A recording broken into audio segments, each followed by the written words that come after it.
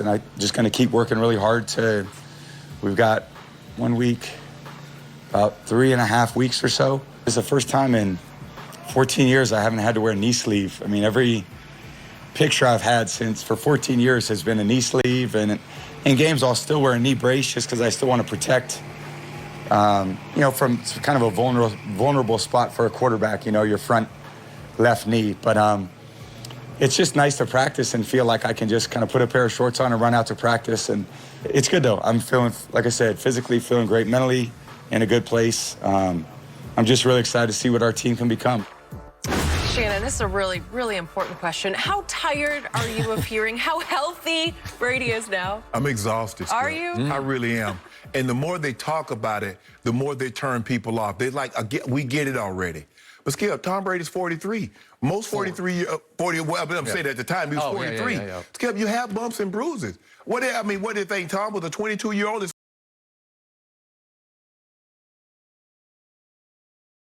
They make it seem like he had Kyler Murray or he had Lamar Jackson, Michael Vick type mobility. And it really inhibited him from doing all the things.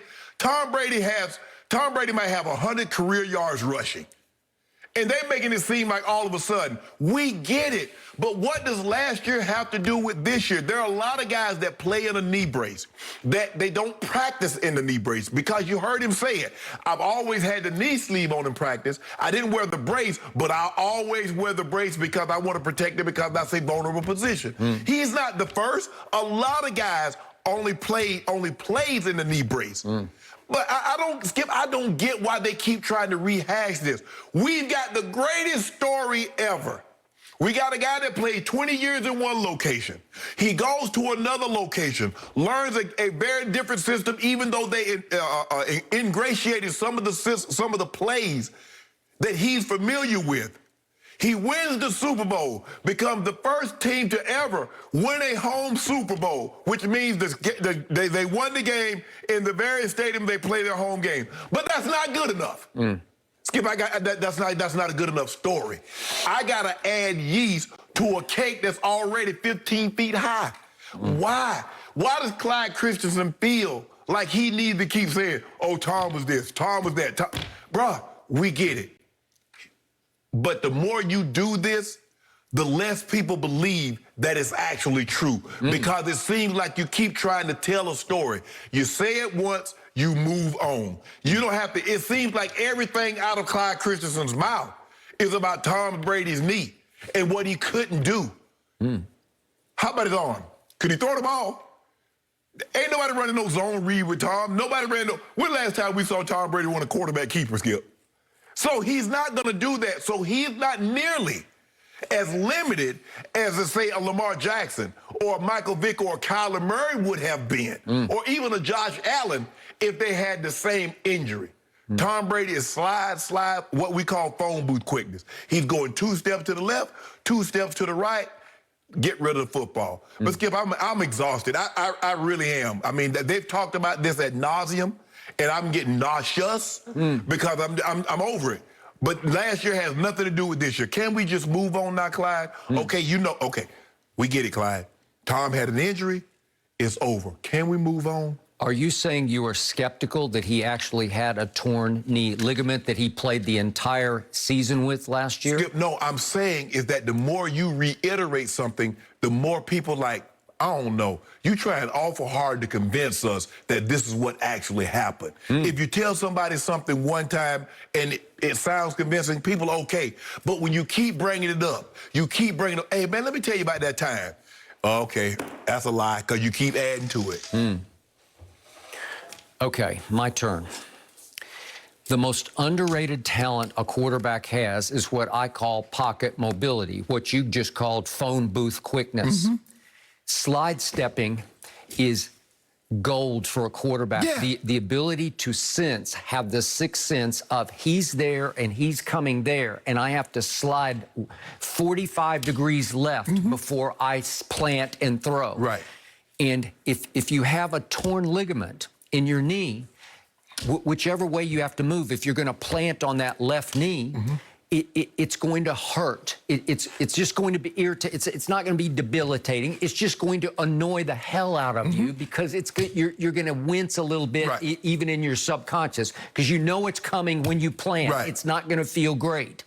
And he overcame that all last year. I'm sure he just sucked it up and just tried to bury it in his subconscious. Like, I know it's there. I just got to figure out how to play through it. Correct. You played through 1,000 things. Yeah. This is a hard thing for a quarterback to play through. Obviously, he cannot run down the football field, and he doesn't even try to run down the quarterback position is the only position that could actually play with that injury, or offensive lineman, because they're not moving. I buy that, but I have said from the start, this guy has ballet dancer feet in the pocket. It's very underrated gift that he has, because you have to be able to do this. Just it's imperceptible quickness with your feet to reset, to reposition yourself, to throw while that defensive end is swiping and missing you. Okay, but you're doing all that while keeping your eyes down the field. You're not looking at this right here. All this, you're down the field. It's just in his second nature to him. Okay, so he's just saying, I'm in such a better place than I was because it's been 14 years since I actually got to go out to practice without a knee sleeve on. I think he feels like a kid again at 44. You know what he said? I can just put on shorts and my top and just run out the door. So for the last 14 years, he's had this injury? Well, he said he's had knee issues because remember, you got to go back to what year was it? 2008 when opening game, he got it torn up. And it's that left plant foot, right? That's the play. He said that's the vulnerable one. That's why from that point forward, he had to wear a brace. And he still said, I'm going to wear a precautionary brace on my left knee when we play football games, right? Okay, so I get all that, but he's just freer now. And he talked yesterday about how it's so much easier now. He compared what last year was. He said, I went to the first day of camp last year, and he said, I didn't know what Tampa right meant, because he said it's like going from English to Spanish. Right? That's what Tampa, It's a whole, I don't know how it was from Denver to Baltimore for you, but the lingo's all different. Everything's named differently, and so it's not second nature. When he's calling a play in the huddle, it's like you're trying to translate into Spanish, and like, what does that mean? It's hard to process. And he said now it just rolls off his tongue, second nature, where he doesn't have to think about the play call. He can actually think about, how am I going to execute the play? That's exactly He said it was so hard because not only was I not comfortable with the play call, but I wasn't comfortable with how my players can execute that play. Will they be there where I think they'll be, or are they different than what I used to work with? And then he said on top of that, then you have to try to figure, what is the defense going to do reacting to your guys, because you don't even know how your guys are going to react. And that's the hardest part, Skip. That's why you don't see a whole lot of quarterback movement.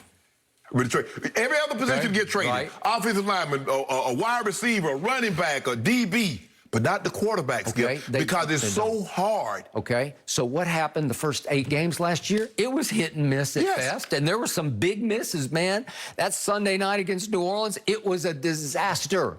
At Chicago, ended up being a disaster, right? It was hard to watch. And then guess who arrived? Antonio Brown arrived. And guess what? He hurt his knee, and it's a meniscus tear, so it wasn't like a ligament damage. But he had the first surgery of his career this offseason and got it cleaned up. And Arians is saying Antonio Brown is running the way he did 4 or 5 years ago. So if Brady is 100% healthy and freer mentally, and Antonio, who kept getting a little better by the game, even though he was struggling with his knee and had to miss the NFC Championship game at Green Bay, if those two guys, probably the 2 key components on offense, wouldn't you say? Because Brady loves Antonio and vice versa. If they are 100% healthy, you don't think this offense is going to be even better right out of the gate than it was a year ago? Yes. I think it's the best offense. I think it's the most explosive offense because, as you well know, Mike Evans and Chris Godwin are really good. They're Pro Bowl caliber, right? And Gronk looked like he was, he can't do quite what he used to, but in spots and stretches. And that's how they use him. If you look at it, Skip, the way they used him, he was like, they just milling around, they're doing a lot of blocking, and he catch a pass here, catch a pass there. But come playoff time, you see they start to feature him more. He starts to become the Gronk that we know, the guy that's as good an offensive weapon in playoff as we've ever seen in the NFL. And I mentioned to you, O.J. Howard